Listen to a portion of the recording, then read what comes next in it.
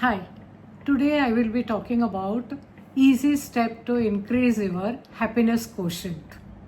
Well, now you may ask, we have heard about intelligent quotient, that is IQ. We have heard about EQ. Now what is this HQ, that is happiness quotient? This is very, very simple. Actually, it is a measure. Quotient, when we talk of quotient, what is quotient? It's going to be a measure, right? So it is the measure of how contented we are, how peaceful we are, and how joyful we are, and how we have this feeling consistently. See, fleeting feelings are always there, but we want a consistent feeling that makes us happy. So that measure is called, happiness quotient.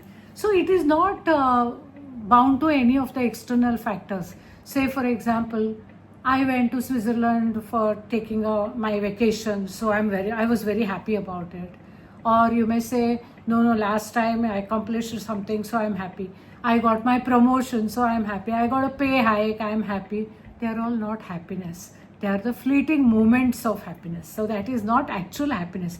Actual happiness is like, even during ordinary or challenging times, how you react, how you respond, and how you feel inside, that is actually happiness, and that quotient we are going to talk about.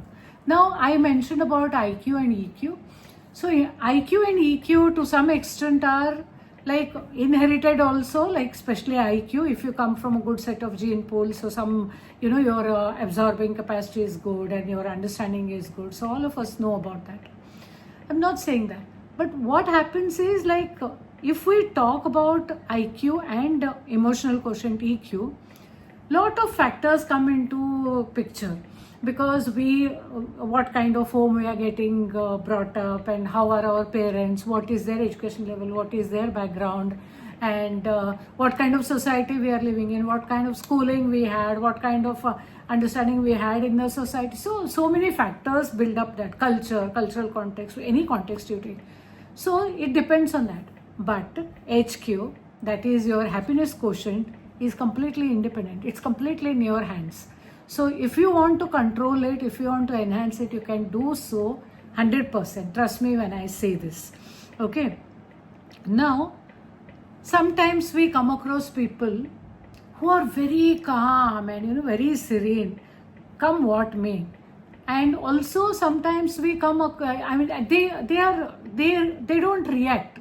They are just responding, but they look okay all the time. You can't make out, such a problem they are going through, but still they keep smiling. That is, we come across some people.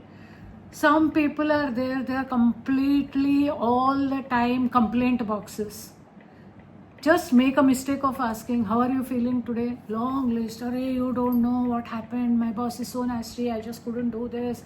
And at home also I don't get cooperation. My husband don't do anything. And if it's a man, oh, my wife is all the time tired and she doesn't want to exert. She has all the energy to go around with her friends or, go around shopping. But to do something at home, so she will say, I'm tired. So these are the kind of complaint boxes we always find. So this is actually when the things are not right, when the things are not happening, even then you are not losing your cool. That is the measure of your happiness quotient, how happy you are inside. All right. One of the strongest signs of high HQ is the ability to remain calm. Again, this gets connected to resilient mindset. If you are resilient, you come above everything, like you know how to handle exactly each situation. And how do we do that? The world, you may ask, what all the time remain calm and all that? This is all philosophy. When the world is so chaotic, how can we do that? That is a normal question, right? So there are very easy things again. If you want, there is a saying, where there is a will, there is a way. So if you will something, you will have that luxury of doing it, So first thing is, whenever any situation comes or whenever any person talks, whatever, those kind of stuff, please pause before you react. Don't react immediately. See, in life or in this world, nothing is that urgent that you have to just give sudden reply and finish off the conversation. No need. Just take your time, mull over it, Be calm. See, when you are angry, if you respond, you may say something which you never intended to say. This often happens. To tell you honestly, I headed the institutions for 21 years. When I was angry, when I was disturbed, leave alone talking to others or calling and thrashing out the things, nothing. I wouldn't even reply to an email, because email would be still more dangerous. When you say something, once people hear and go, and that also is bad, but email can be read and reread, and so every time a person reads, it will be like you are telling that same thing to them. So be very careful.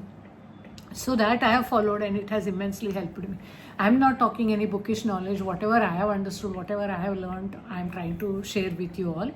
And then the second thing is, try to control what is controllable.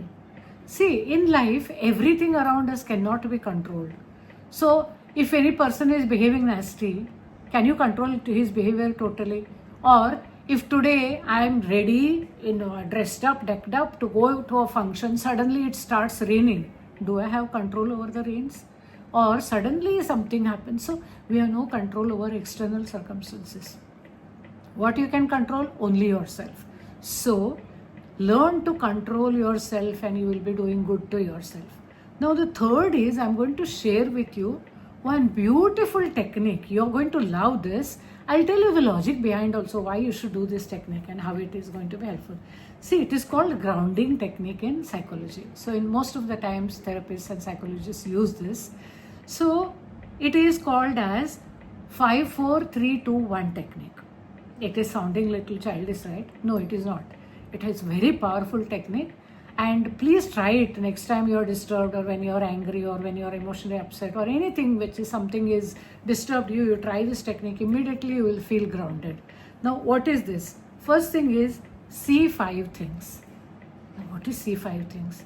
Now I am sitting in the garden and I may feel very angry. Or I am walking outside, I may feel, but everywhere we have the sight, right? So you can see around, and there is no, I'm not giving you any specification. Okay, you see a chopping bird, you see a wild animal, nothing like that. You see anything and everything. So if you are sitting in your hall, you could see your telephone, you could see your mobile, you could see your laptop, you could see your smart TV, you could see your fan, you could see your air conditioner, or you could see your pen, or anything and everything that comes, your chair, table, anything you can see.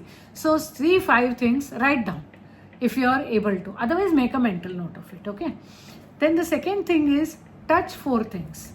Now touch 4 things means, again, not necessarily physically touch, mentally touch, and try to feel. At least, wherever, in whatever situation you are, you can touch. Try to feel your skin. Is it feeling hot or cold or smooth or rough? That is one thing you can touch. Then second thing, you could even touch, you could touch your, you could touch your dress, what you're wearing, are you wearing a furry coat, how is the feel, anything, or the bench you are sitting on, or the couch you are sitting on, anything and everything you can do it. So you will have that. And next thing is, hear 3 things. Now this is tricky. What we can hear, like anything, again, it could be a bird chirping, it could be a fan which is rotating and making a sound, or it could be a AC which is making slight sound, or it could be children playing outside in the park, or it could be anything, or dog barking, anything that comes. So make a note of 3 things and you write down quickly, okay? And then smell 2 things. Again, smell could be physical or mental also. You try to remember, or you can smell the same perfume what you have used, or deos what you have used, or look around any flower, or sense the like remember rose, or remember your favorite perfume, anything. So smell 2 things and taste 1 thing. Tasting 1 thing also, it could be mental. So what you could do is imagine what you were, what is your favorite dish, or what you ate in the morning, whatever you ate. So you can do that, you can taste. So that is 1 thing. Now, after this, try to just feel yourself. You will feel so comfortable and so grounded. Now you may ask, what is this silly exercise? See 4 things, see this. I don't believe. You don't believe, but still you do. See, if you are eating almonds in front of everybody, then also almonds are going to give you strength. Or if you are eating them stealthily without showing, letting others know, then also they will give you strength, right? So it is like this. This technique, whether you trust or you don't trust, still it is going to work with you. Now, how does it work? See, human mind is the most beautiful thing God has created. Next time you observe, whenever you're upset or really deeply moved and thinking and in a very foul mood, so or you're crying, whatever, like, you think of all that, that is a catharsis, okay? So that process you're going through, after some time, suddenly you will get up and, wipe your eyes, go and drink water, or suddenly you will remember some funny situation, or suddenly you will remember something, pleasant, or suddenly you say, oh, let me have a piece of cake, what I have left in the refrigerator, or let me have a cup of tea. So whatever you do, you think you're just doing it, your brain is commanding. Your brain is the best thing. You know what it says? Enough is enough. Enough, you have troubled me. Now I have no capacity to saturate. Get up now. Do something else. So it breaks the pattern of thinking. The same thing happens over here.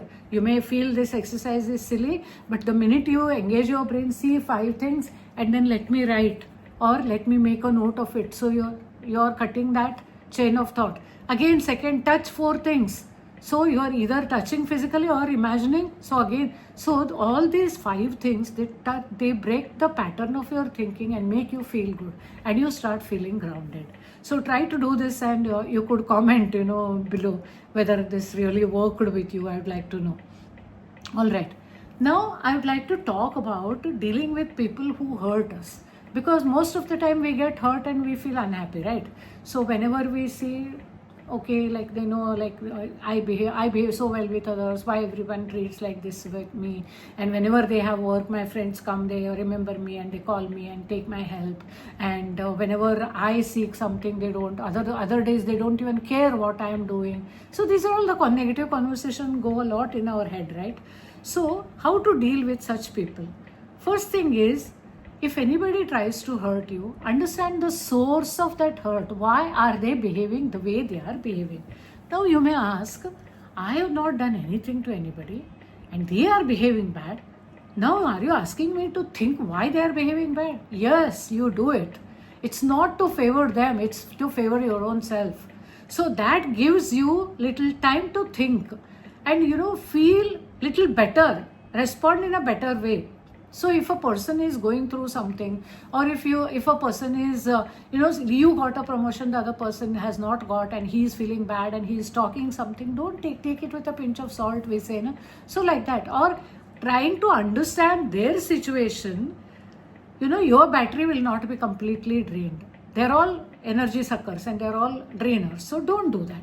So once understand the source, you will say, okay, it's okay. It helps us to not to take the things personally. That is very, very important. Otherwise, we have the habit of taking everything personally, even when the person is talking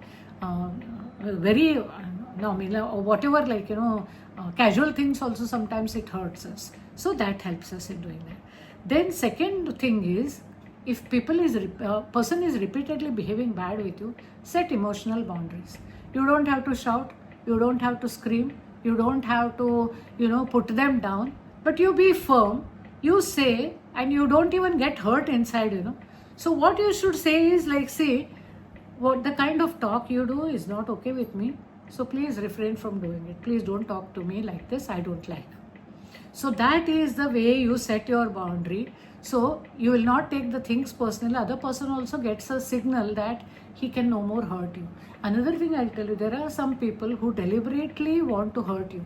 It is like, people, if any poor animal is there or stuck or something, people try to throw the stones and think, try to hurt it. It's exactly like that.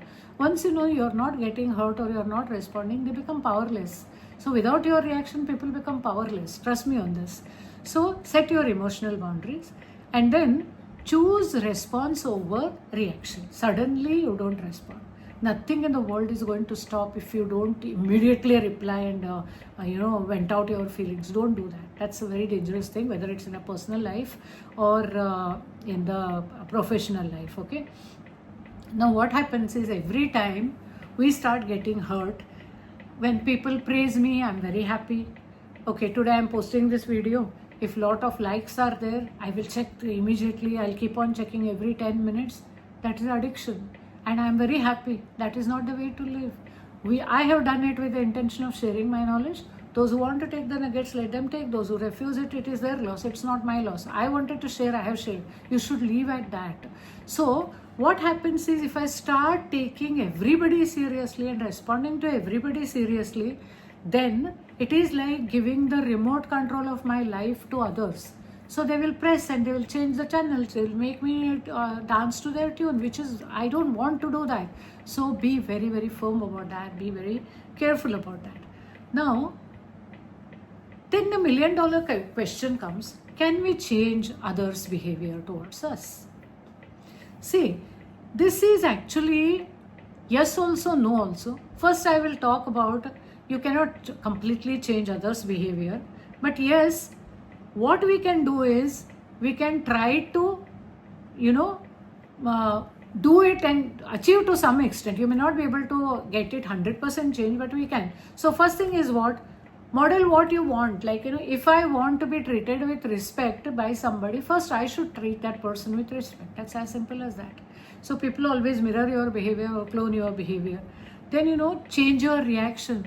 If you, this I already spoke, if anybody is talking ill of you or they try to hurt you, if you don't respond, they will become powerless without your reaction. So that is another thing. And then spark, clarity, not anger. So whenever anything goes wrong, don't get angry. When you are emotionally upset, when you are angry, don't respond, don't react, and you lose your words. Because there is a saying, no? Once we release the arrow from above and the words from the mouth, they will never come back. So it's as simple as that. So refrain from making such comments. If somebody hurts us, it's not necessary that we'll hurt them back. Then the war is going to continue, and then the rift is going to grow at any level, like whether it is friendship, relationship, at home, or with your, professional setup, anywhere. So what you should do is, whatever you have been wanting in your life, try to give that first. Always, whatever you give comes back. That's why there are so many sayings, na? Whatever you give, it comes back. Life is like a mirror. It reflects whatever you are seen in there. Or, it's like a boomerang. It comes back to you. Why all these things are come in place? So whatever we give, we come back. There is a very beautiful, what do I say, beautiful concept in Sanatan Dharma or Hinduism.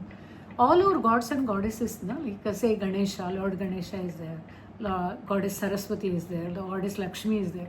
They are all shown seated in lotus. Now there are so many beautiful flowers. Why they took lotus? Is it because of the size? Lotus is big. No, lotus is also not that huge. It can accommodate a goddess.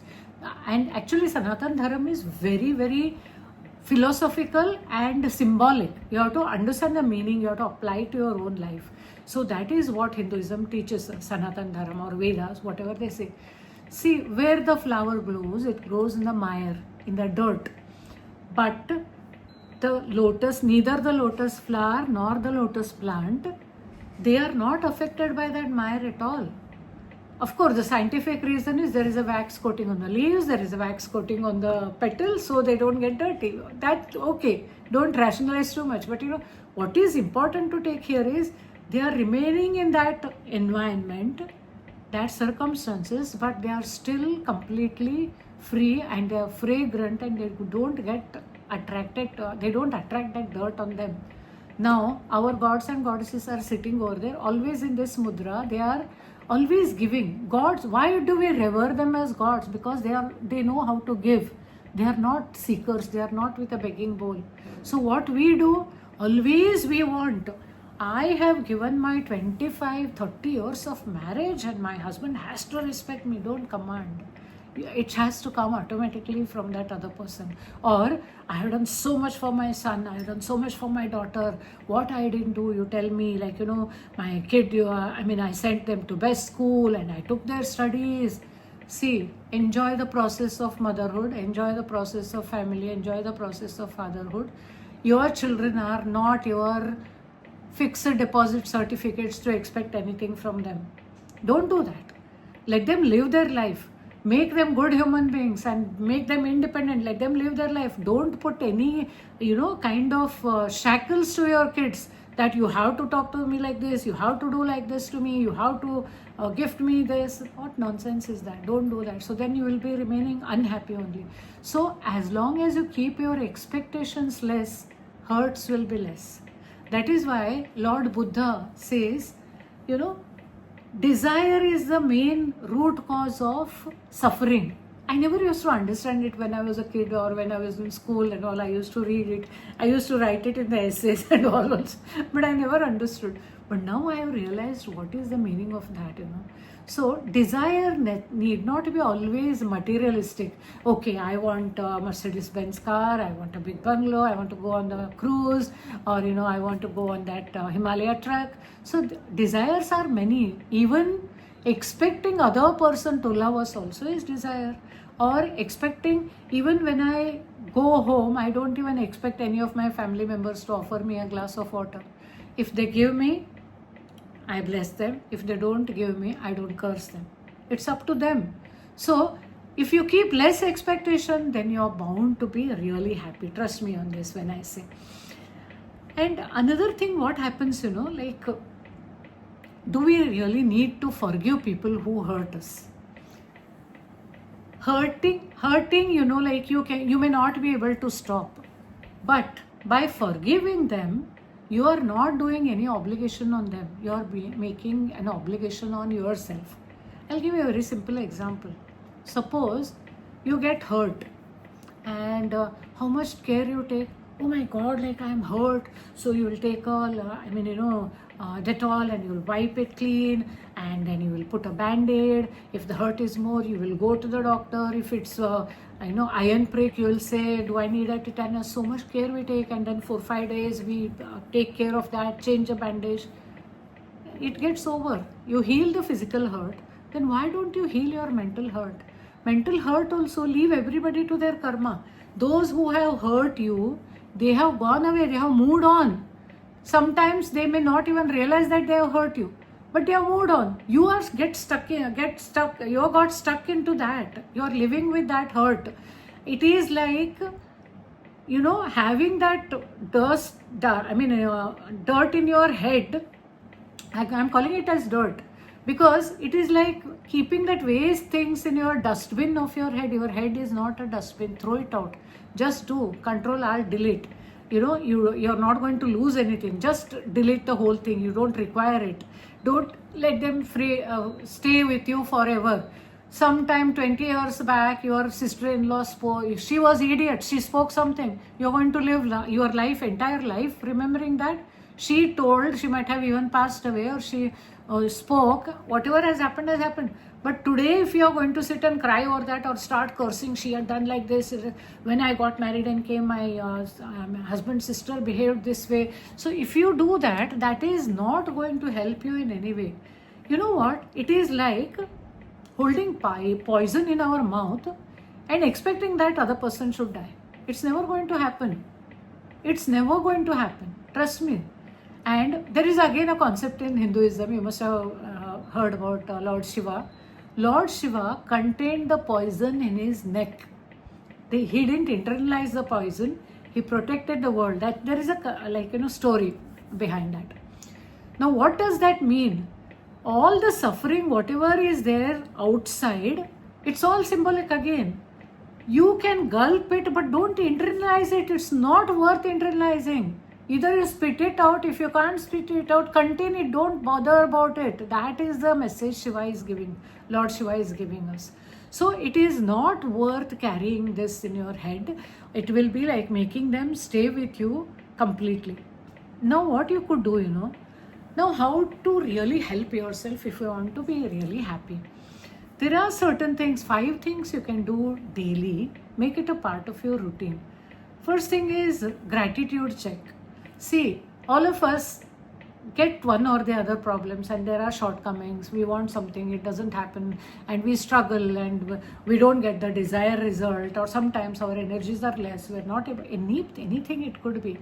But trust me, if we have 10 reasons to be unhappy or feel bad about it, we have other 90 reasons to feel happy.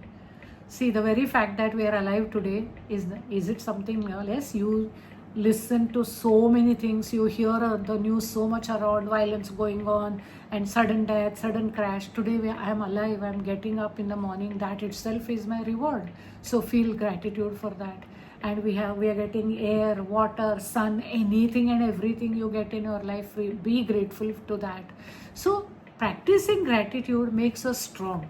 It is not just writing it or just reading it. It doesn't help. You have to feel from inside. So you could even simple things. Thank you for my home. Thank you for my loving family. Thank you for food on my table. Many people go hungry and they die of starvation. So when I get food, should I not be grateful to God? So count your blessings, in short, what I want to say. Then the next important thing what I want to talk is digital detox. What do I mean by digital detox? Digital detox is very, very, very important. Today, technology, we cannot live with it. I am also a big fan of technology and I have moved on with it, and I love, I use all the gadgets, everything is fine. But I have been practicing this. 1 hour in a day, I completely go digitally detoxing. So what do I mean by this? I don't watch screen at all. I don't watch television. I don't sit and write or read computer. I write a lot of books and all. Most of the time I'm on the computer. I don't answer any calls. I don't take I don't surf internet. I don't see my social media. Okay, I just go completely 1 hour for me hour. In that hour, what I do, anything I can do. Like I feel like, singing, I sit and sing. I feel like painting, I paint. Otherwise, I just sit, close my eyes and sit. Or I read a good book. So digital detox also is going to help your brain and make it happy. You will get good hormones released. And then, moving is very important. Don't be lethargic at any age, whether you are young or old or, whatever it is. So keep moving around the house according to your capacity. So keep walking, keep moving around. So you could exercise, you could dance, or you could do some minor household chores, or whatever, like your lifestyle. I would not be knowing what kind of thing is there. And then, every day learn to laugh. Best thing is laugh at yourself. And you look at the mirror and appreciate yourself. Nothing is wrong. You have to learn to laugh at yourself and laugh also for small things. Remember some good things and laugh. Otherwise, fake happiness and laugh. Just stand in front of mirror. Trust me, it helps. 10 minutes is what? Look at your own face and start laughing, and you will start bursting with laughter. Laughter therapy is very famous now. You all may be knowing about it. So this is going to, laughter actually heals, And then some small acts of kindness you practice. See, to acts of kindness and charity does not necessarily mean only giving money or donation. So I have heard people saying, oh, I am not Bill Gates or Tata or Birla to just, donate. I don't have so much money. Nobody is asking for money. Give your time. That also is going to be your contribution to the society, contribution to others, and trust me, that gives you a lot of happiness. You will be very happy. Or when a friend is in distress, talk some good things. That is also kindness. See, compassion. Nobody wants your sympathy. People want empathy. Try to empathize with people. If you have old parents, however busy you are, try to spend time with them. Now see, they are in that stage of life. They don't want money from you. They don't want gift from you. Nothing they want. What they want is, they just want to spend some time with you and hear. And don't get bored with your mother or father if they keep on telling your childhood stories over and over again. Something when you were 2 years old, you did this. When you will have, I'm sure you will have heard that story 100 times. So don't snap them shut. Yeah, I know how many times you're going to repeat, not even jokingly. Because at this time, they are living their life and they are remembering. Maybe your mother or your father never got the opportunity at that time to sit and talk or reminisce those things. And this is the time when they retire, when they have enough time in hand. So they want to do it. So try to understand that and try to, be with them. So these are all acts of kindness only, nothing. Your old parents, really, trust me, they don't want anything. They don't want a expensive gift or expensive gadget. It's all very simple things what you can do. So I'm sure whenever possible, in kind also help people.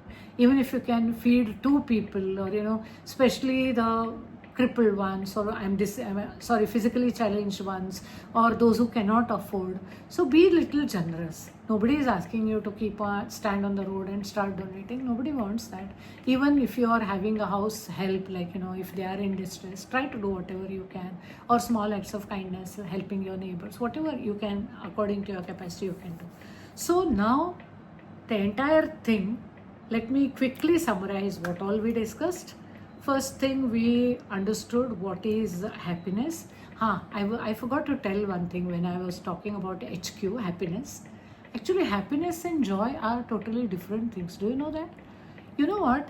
I can be happy under any circumstances, but the joy is fleeting and momentary. What happens is, I told you so many examples now. I got my promotion, I got my baby in my arms, and I got my grandchild, or I got a new vehicle, I bought a new home, I renovated there are so many things. But they are all momentary, they are phases. They are not actual happiness. Actual happiness is deep within you. So we understood the difference between what is happiness and what is feeling joy or feeling of happiness. And then we learned that we have to stay calm, step back when you are disturbed, take deep breaths, and then use your perspective and calmly respond rather than reacting, and then handle everything with your emotional intelligence. That is what the whole thing came out, right? I didn't touch upon emotional intelligence, the video will become very long. And also influence others through your own behavior. So if you want somebody to love you, first you love. So when you give something, another thing, if you want to love somebody, you have to love yourself. If you want to give peace to others, you have to be peaceful yourself. Because you cannot give anything to others what you don't have in your kitty. How will you give? Your pot has to be filled, then you can distribute, right? Otherwise, I am so sore and unhappy. How can I give happiness to others? So always giving is receiving, they say. So when you are happy, you are able to give and you are able to receive. Then forgive for your own sake. Don't think that you are obliging other person by forgiving. Oh, I am great, I have forgiven the way he misbehaved with me. I should never have forgiven that person, but I have done it. Nothing great. You have obliged yourself. Move on. Let other person also move on. And don't even wish bad to others. See, everybody is bound by their karma. If anybody has hurt you and somebody has really done something worse to you, bad to you also, leave that person to their karma. Worse hurts, like somebody steals your property, or some like your own relative may sabotage and usurp your property. Leave them to their karma. By cursing every day, by holding great grudges against them, you are not going to gain anything. And then daily rituals for practice you can do. So these are the things I discussed. And next time I will talk more about it. And I am coming out with a book on this topic. So when that book comes again, I will share the details with you. Thank you. Namaste for today.